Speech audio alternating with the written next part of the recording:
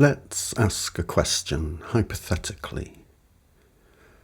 Let's say that a distant intergalactic civilization is observing us, and one day it decides, okay, Earth's humanity is ready now to know the secrets of reality, of existence, the secret truths of mathematics, science, metaphysics, and of God. One of us will go visit them and share with them these secrets. Let them know he's on his way. And they broadcast a message to us, letting us know that their messenger is on the way. What would be our optimal response to this? Well, there are a few options. We could decide to just go ahead and kill the messenger. Kill him or imprison him. Kill him or imprison him before he has a chance to deliver his message. It probably doesn't make that much sense to do this, but maybe we're afraid and just want to buy ourselves some time. Something like that. So this is an option. We could try to ensure that only a select few of us get to hear the message, so that these select few can keep it from the rest of humanity, and thereby maintain the existing status quo. This might be a good option if we could pull it off.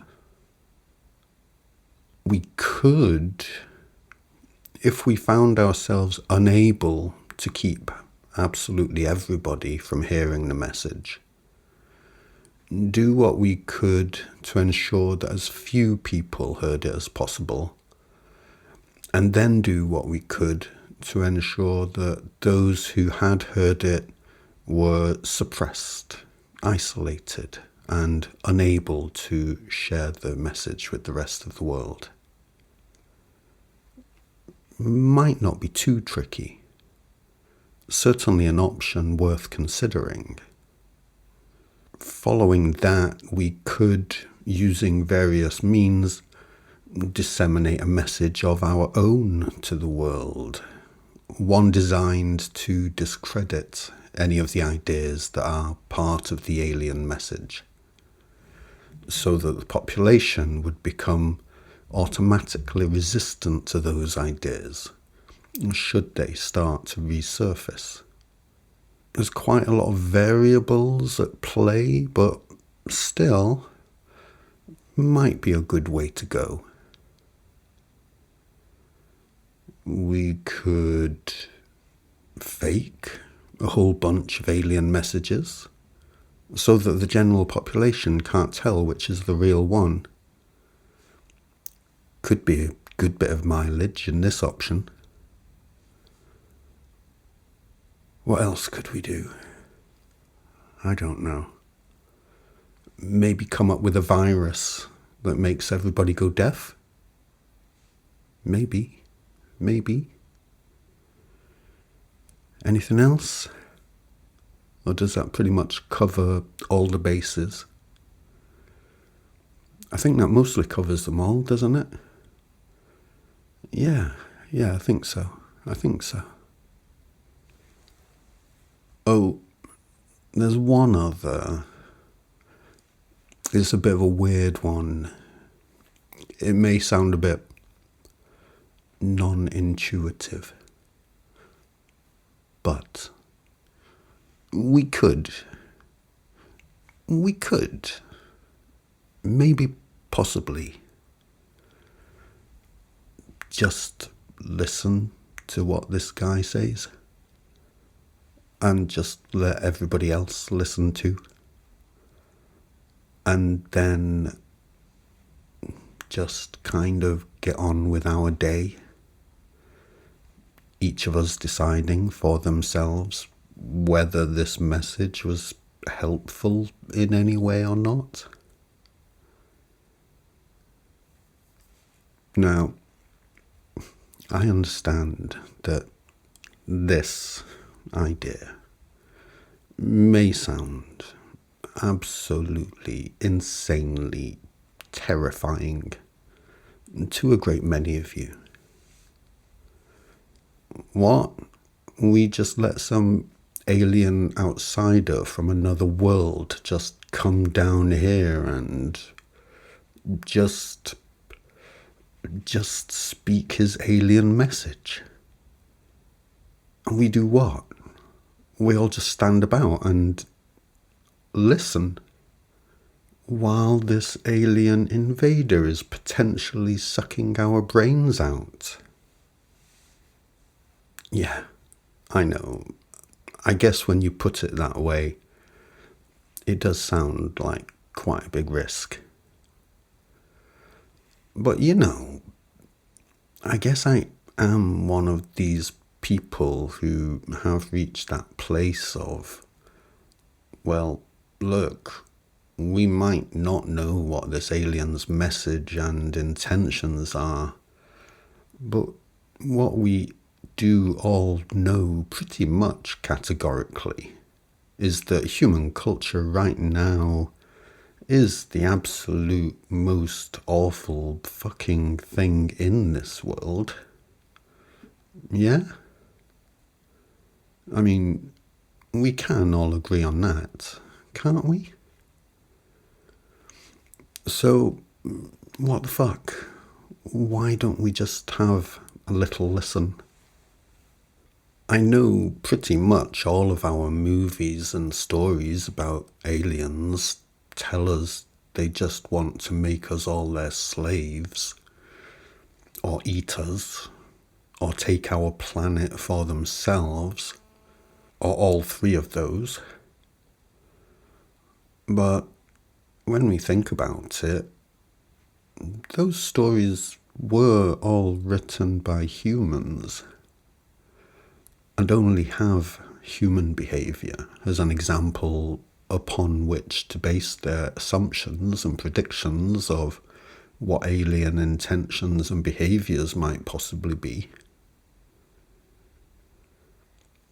I mean, what if it were possible that an alien race had lived for long enough that they actually did work out a more healthy, sane, and, dare I say it, more humane way of behaving?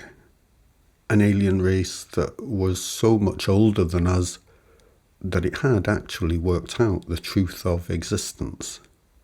A race that had only watched us and waited for that moment when we truly were so comprehensively sick and tired of our own awful fucking bullshit, our own hideous ways of behaving towards each other, that we might actually be willing to listen to some kind of alternative to all of that. Might there not be the potential there for something good? Something good and healing for us? I'm just asking. Well, okay, Mr. Hippie Dreamer. I can hear there's obviously some subversive kind of sense in what you're saying there. So, go ahead. If you've thought about all of this so well, just what kind of message would it be that this hypothetical alien messenger would be delivering? that would make such a profound and benevolent difference to us humans and this civilization of ours?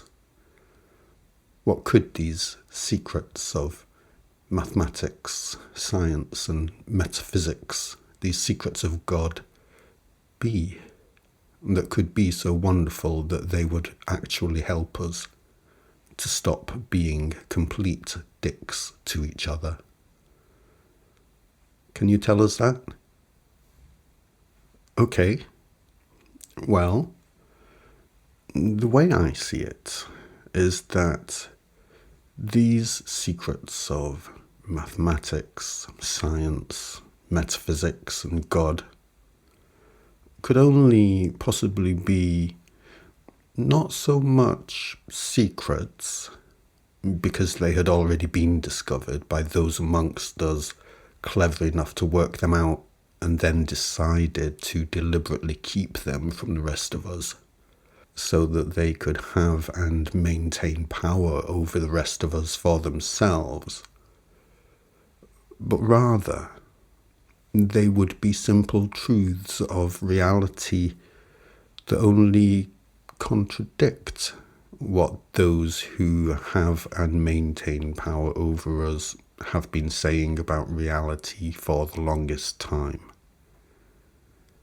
So these secrets wouldn't really be secrets as such, just simple truths, but simple truths that contradict the things we have been taught to believe that are not true. Those things our establishment has become highly invested in maintaining as the official wisdom on what our existence is and means. So, for example, when it comes to the secrets of mathematics, this alien messenger might say something along the lines of, numbers are not at all subjective extensions of human concepts, as your official wisdom currently has it. Numbers only represent the objective quantities of whatever subjective, relative qualities that humans look to count and measure. This is simple enough and easy enough to understand, though it runs directly opposite to your current official wisdom on the subject. Also, if you do wish to accurately model reality using mathematics, it is necessary for you to use a three-dimensional mathematical model, a three-dimensional working space, because human reality takes place within three spatial dimensions, and a one-dimensional number line of negative to positive, or even a two-dimensional XY working space that is restricted to only positive and negative numbers, is not remotely sufficient to contain enough information to model a three-dimensional reality.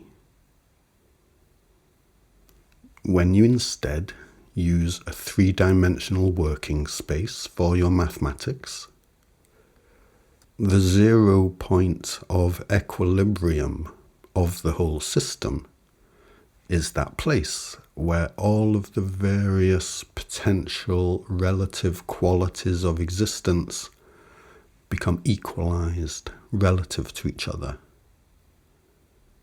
When using this three-dimensional mathematical model, it can be seen that there is no point beyond zero, beyond pure equilibrium, that becomes less than zero. There are only qualities that are inversions of each other. So rather than using the concept of positive and negative in your mathematical model that is based on the idea of increasing presence versus increasing absence, you use the concept of masculine and feminine polarities that represent the potential for increasing quantities of polar opposite qualities, each of which is a real and possible quality, none of which represent less than zero.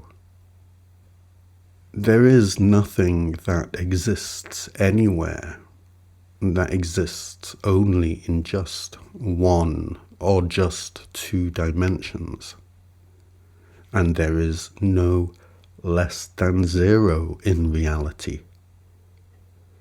So you should not have less than zero baked into your mathematical model. This is what our hypothetical messenger might tell us about the secret truths of mathematics that are not secrets, because some of us understand them and keep it to themselves, but because none of us have worked it out.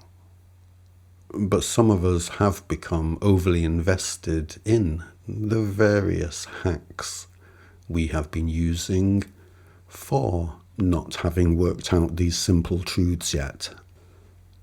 Not being able to work out the square roots of negative numbers is a direct result of not knowing that numbers represent objective quantities of their subjective polar qualities, not using a three-dimensional working space, and of using the concept of positive v negative rather than masculine v feminine. So, what about the secrets of science? It is an absolute logical necessity that the cause of the physical cannot itself be something that is physical. This is as easy to understand as can be.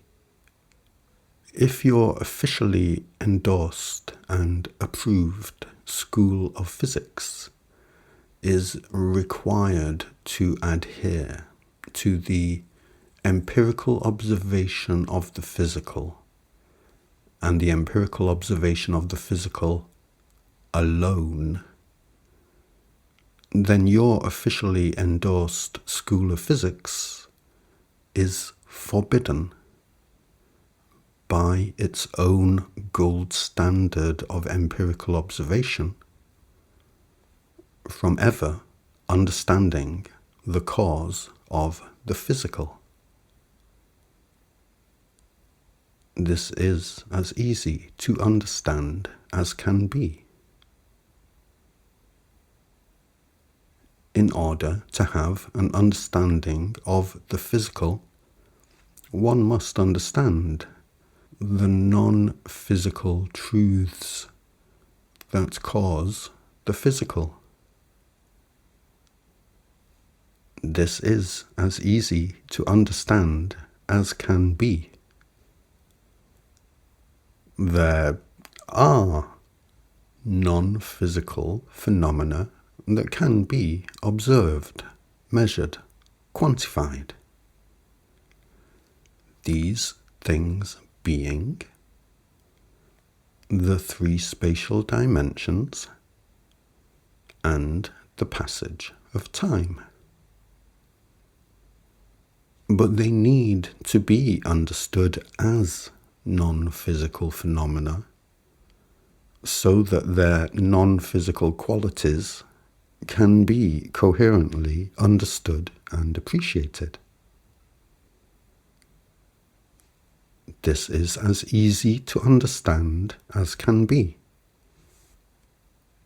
If your rule of adhering to the empirical observation of the physical causes you to define non-physical spatial dimensions as being a physical construct, and the non-physical passage of time as being a physical construct, then you, as a theoretical physicist, are specifically blocking yourself from ever understanding the very thing it is your purpose to understand. This is as easy to understand as can be. Okay. So, what about the secrets of metaphysics?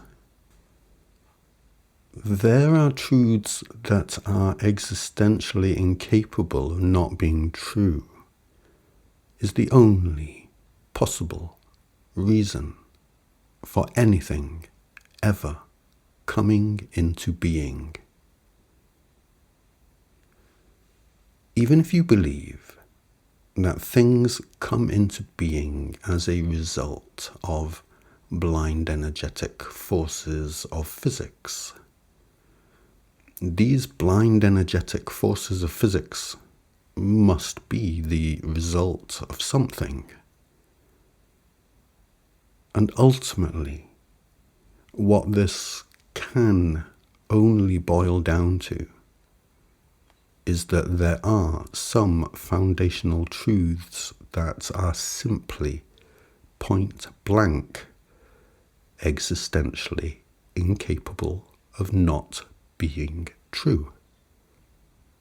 These truths were never brought into being because there has never been a time or a place when or where they were not existentially incapable of not being true. This is what existentially incapable of not being true means. Is it difficult to work out what these truths are?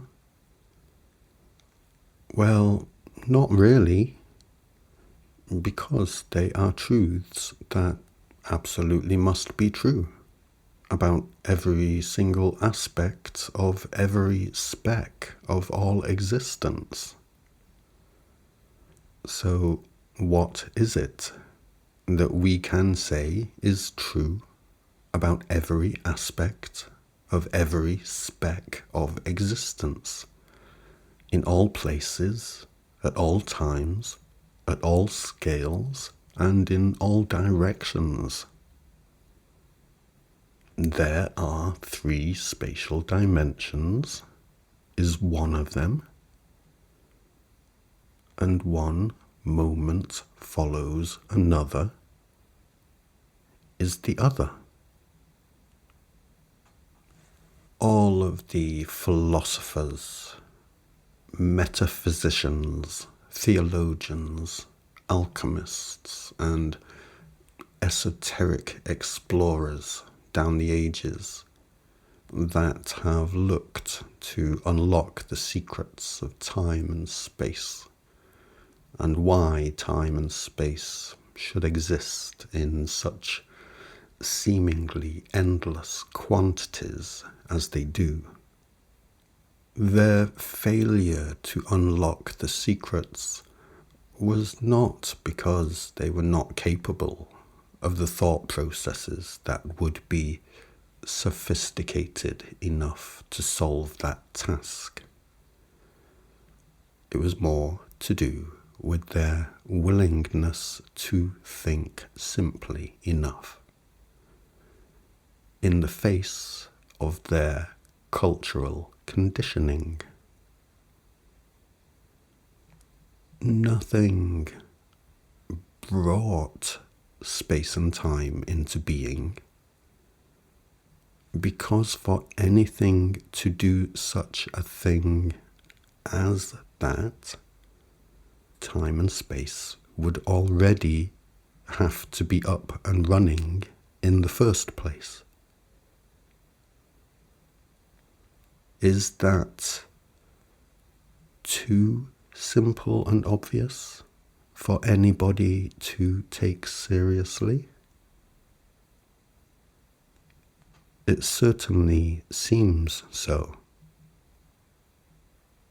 But the problem lies with those who value complexity over that which is so simple and obvious.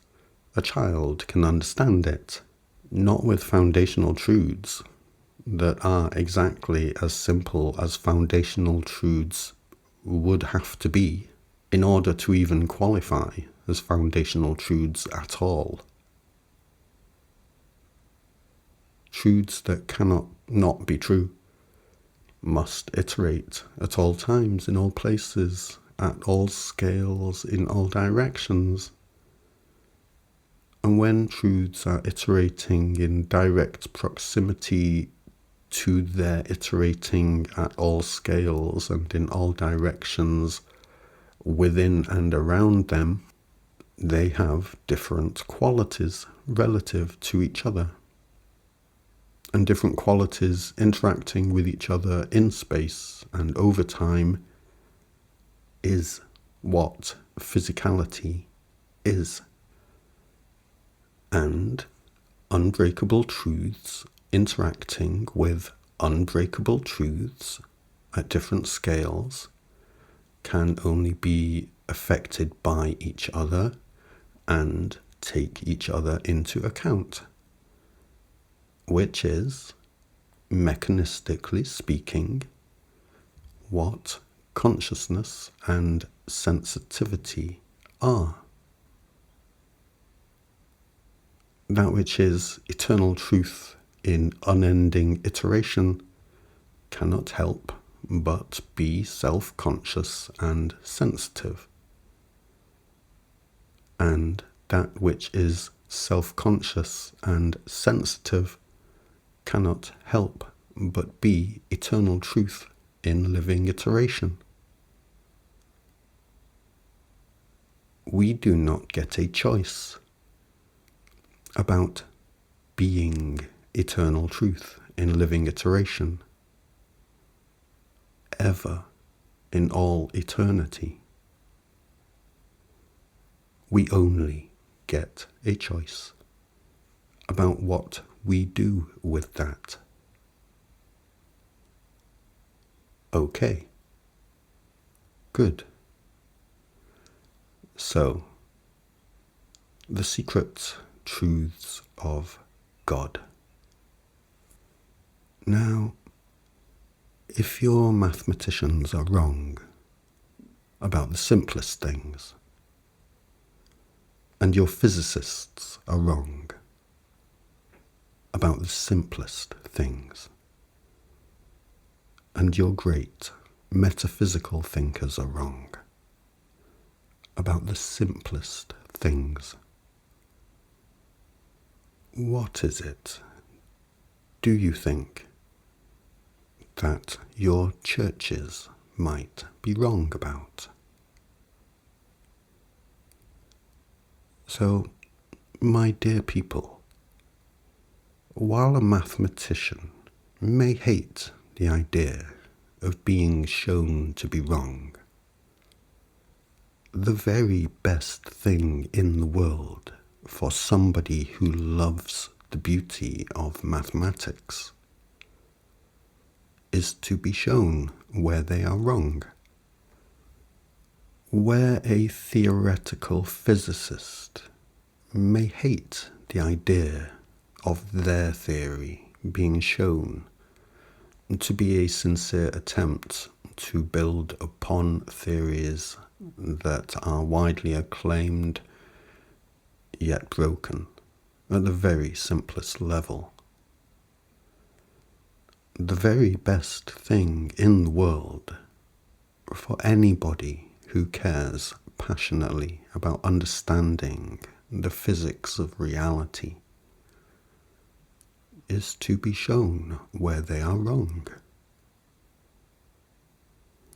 And while a philosopher may hate the idea of their philosophy being shown to be hollow and mistaken, the best thing in the world for anybody who truly wishes to find meaning in existence is to be shown where their thoughts on existence are wrong. And so too, for anybody who desires fervently to know that they are loved and cherished by something, someone who is greater than them, the best thing in the world for that person is to be shown how they are wrong and how they are correct. The mathematicians, the physicists, the philosophers, they are not wrong about everything, and they are not drawn to those disciplines for no reason. And just so with the God believer. You are not wrong about everything you feel and believe about God. And you are not drawn to the idea of God for no reason. But it is the best thing in the world for you, just as it is for anybody, to be shown truth, even when it naturally shows you where you have been wrong, especially when it comes to letting others tell you about your relationship with that which is supremely personal to you. The baseline of all existence is that there are truths that are existentially incapable of not being true.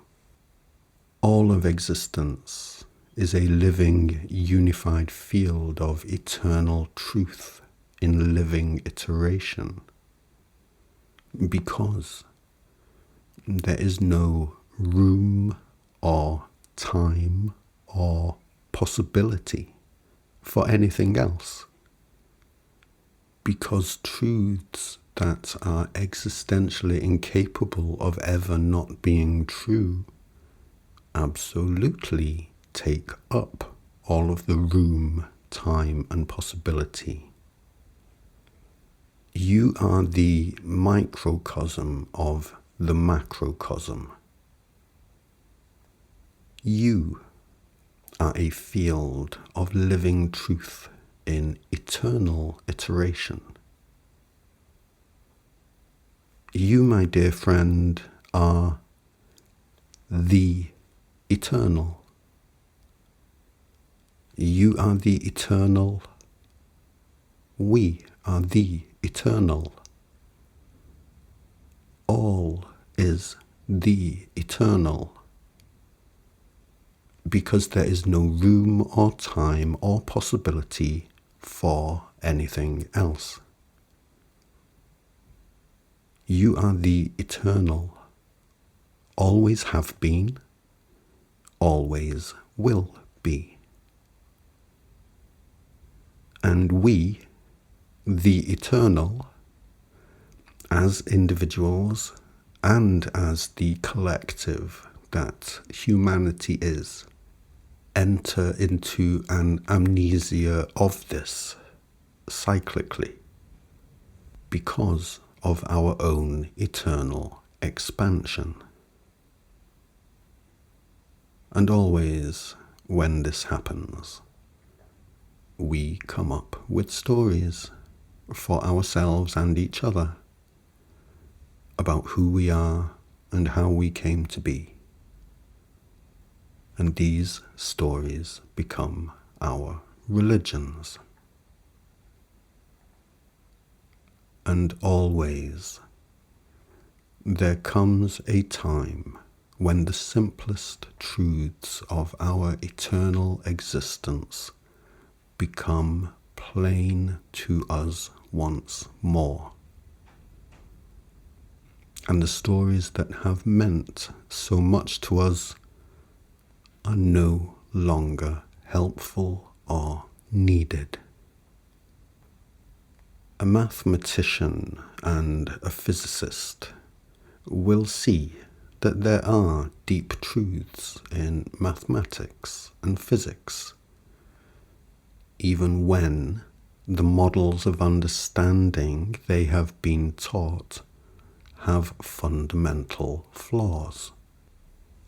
There are deep truths in your religion, even as your religion is fundamentally flawed. Is there that which is greater than you, which truly does love and cherish you? There is. But it is not the God of your religion.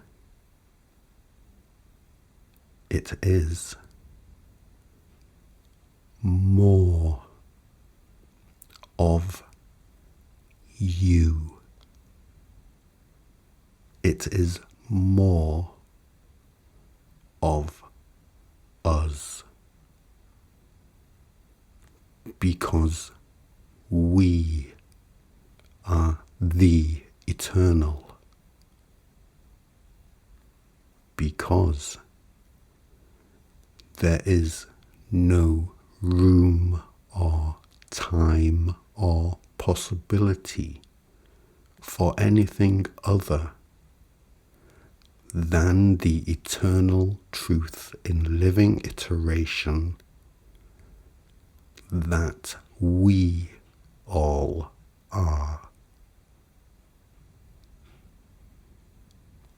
So, this is the message that our hypothetical messenger brings us.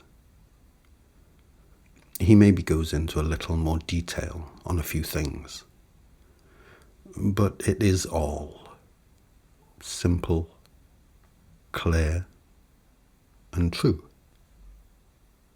You can see here clearly enough that my message is helpful and useful to mathematicians, helpful and useful to physicists, helpful and useful to philosophers, and helpful and useful to those who wish to connect meaningfully with that which is greater than us and loves and cherishes us. So why should it be then that humanity is so resistant to listening to my message, to the point where my message is heavily suppressed online, and I have lost most of my friends? It seems crazy that humanity should behave this way, but it is behaving this way. Why should it be like this? Why must humanity act like this?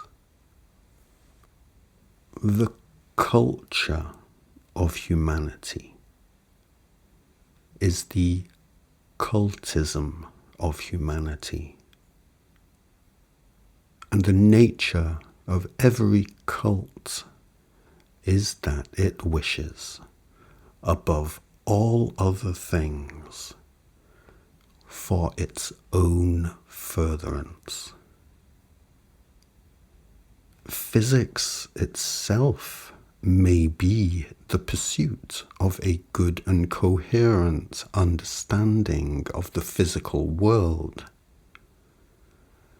but the culture of physics is the pursuit of the furtherance of the culture of physics. Mathematics, physics, philosophy, and religion are all about the understanding of truth. But their cultures have zero tolerance for any truth that gets in the way of their own furtherance. This is how it is. While my message helps all of us humans, all of our cultures, all of our cults feel their furtherance is threatened by it. This is literally the only problem here. And the nature of culture, the nature of a cult, is that it conditions its members, and it does this in stages. Stage 1.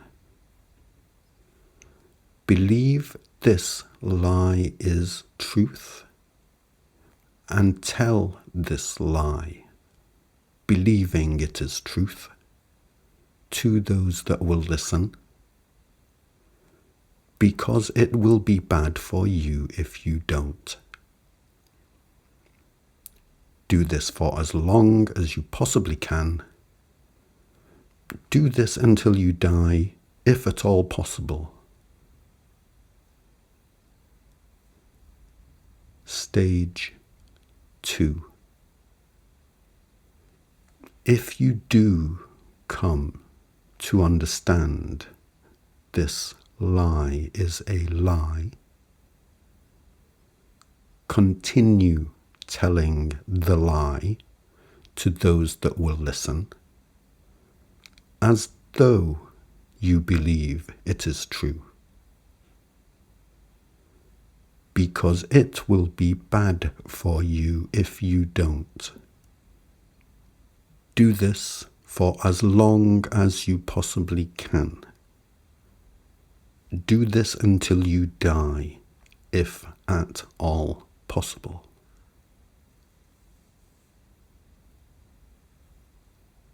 Stage 3. If the people you are telling the lie to do come to understand that you know full well that you are lying, just keep telling the lie anyway, because it will be bad for you if you don't. Do this for as long as you possibly can. Do this until you die, if at all possible. Stage 4.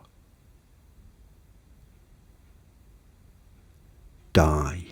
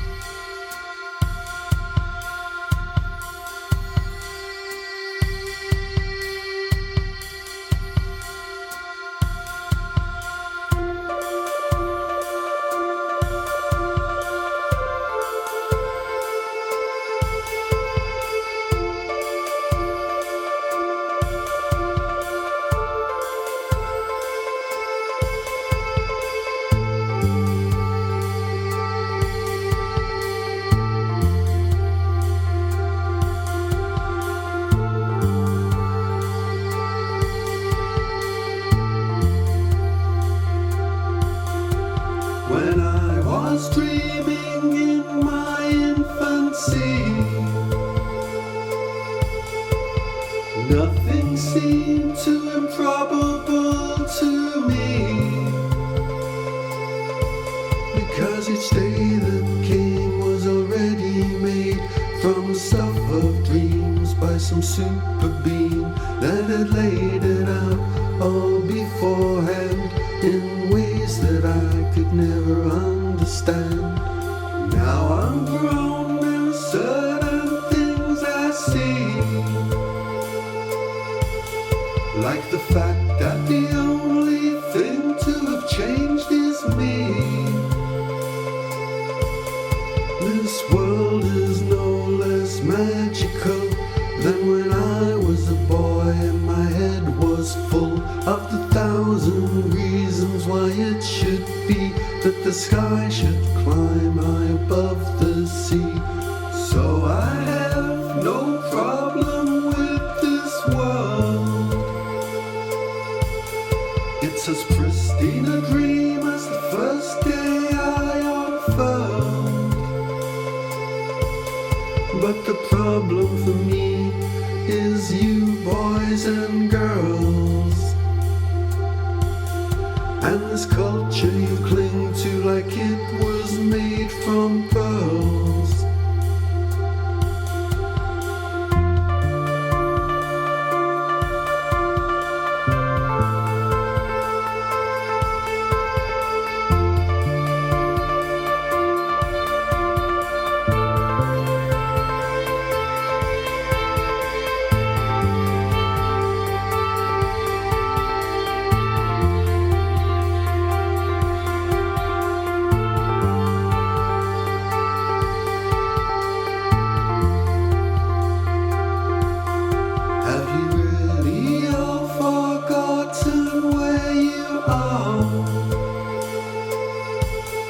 Has the child that you once were gone so far?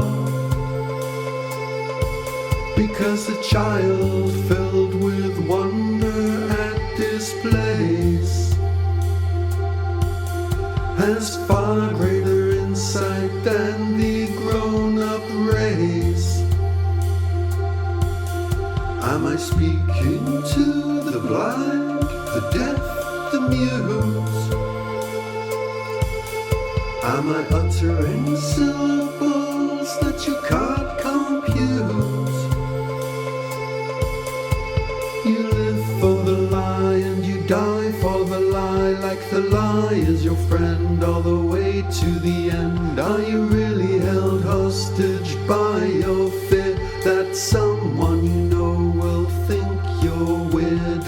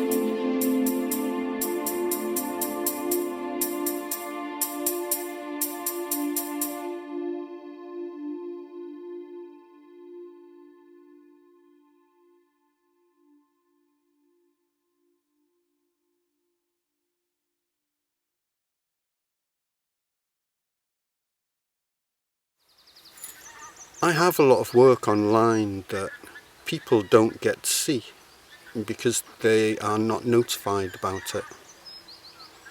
You have to be determined and proactive and check in on my channels and my website if you want to keep up with my work. This platform will let you think that I'm not doing anything when I'm doing lots. And I'd love it if you would catch up with everything I've done so far, if you want to.